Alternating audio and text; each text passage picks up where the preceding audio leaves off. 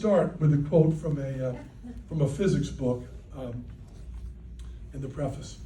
In everyday life, you will find that your boss, your lover, or your government often try to manipulate you. They propose to you a game in the form of a choice in which one of the alternatives appears definitely preferable.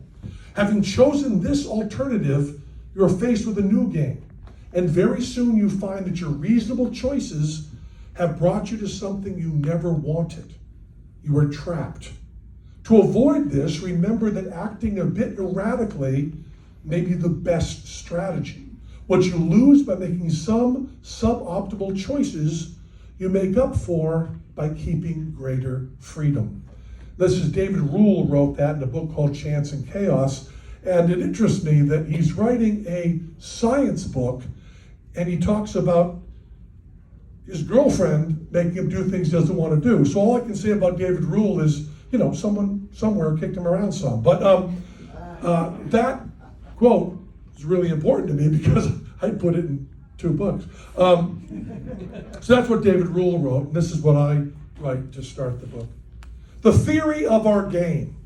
1, making a decision promptly is often more important than making the best decision. 2, committing to and acting with passion on a decision are often more important than which decision is made. Doubt is the weakness. 3, no one can outsmart random. 4, random is dangerous.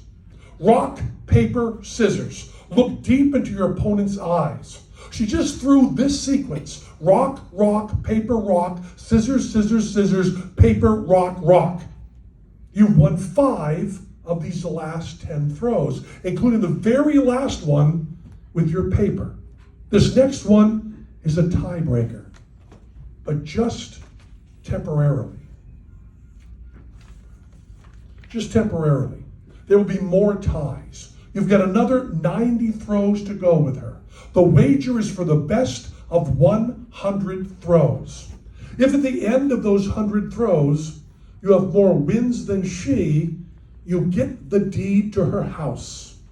If she has the most wins, you are going to be homeless.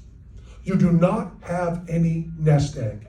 If you tie at 50 wins each, you both keep your respective houses, and you've both had 100 throws of heart-racing excitement. You've both been alive in the here and now for about 17 minutes. More life than many people experience in a lifetime. The tempo is slow. There is no rush. Look hard into her eyes. Smell her. Feel the vibe in the room. Psych her out. While looking deep in her eyes, say, my next throw will be paper. Really. Honest. Pinky promise. Does she believe you? Are you telling the truth? What is her optimum move? What is your optimum move? Your best bet is to throw random. In the long run, random always wins. Your opponent can't figure out your process if you have no process. But you can't naturally throw random. You can't generate random. No one can. Human minds generate patterns. It's what they do. It's what we do. Humans do patterns. Some professional gamblers memorize pi starting at the 100th decimal place and use those numbers to make decisions that their opponents can't possibly predict. Random is power. Completely committing to random would be a superpower. You throw paper, and eventually you win her house. So that's the way the book starts. And then I postulate a character